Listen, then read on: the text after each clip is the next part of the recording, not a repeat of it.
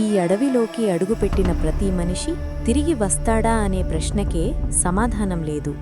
కానీ ఈరోజు ఒక మనిషి, ఒక గుర్రం భయాన్ని ఎదుర్కొంటూ ముందుకు సాగుతున్నాయి. వీధుల్ని కాదు, విధిని నమ్మిన మనిషి అతడు. తన గుర్రం వీరాతో అతడికి మాటలవసరం లేదు, విశ్వాసమే చాలు. ఇది ఒక పాతపటం, కాలం మరిచిపోయిన రహస్యానికి దారి చూపే గుర్తులు. బంగారముందని కాదు, నిజముందని అతడు నమ్మాడు. అడవి గట్టిపడుతోంది, దారి కఠినమవుతోంది, ప్రతి అడుగు ఒక పరీక్షలా మారుతోంది. వీర ఒక్కసారిగా ఆగింది.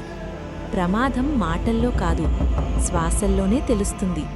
మట్టిలో దాగిన రాళ్ళు, కాలం చెరిపేసిన చిహ్నాలు. ఇవి సాధారణ దారి కాదు. పటంలోని గుర్తులు, రాళ్లపై చెక్కిన గుర్తులు రెండూ ఒక్కటే. అతని అన్వేషణ నిజమవుతోంది.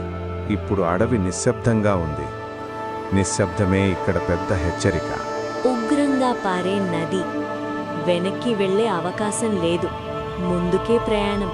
నది దాటారు, కాని గమ్యం ఇంకా దూరమే ఉంది. ఇదేనా ఆ గోడ? సాధారణ రాయి కాదు, ఇది రహస్యానికి తలుపు.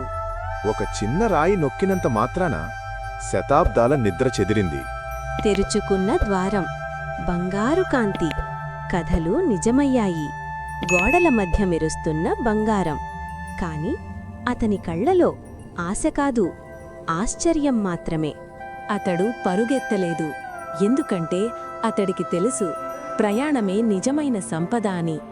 సూర్యాస్తమయంలో మనిషి, గుర్రం బంగారానికి కాదు, ధైర్యానికి గుర్తులుగా నిలిచాయి.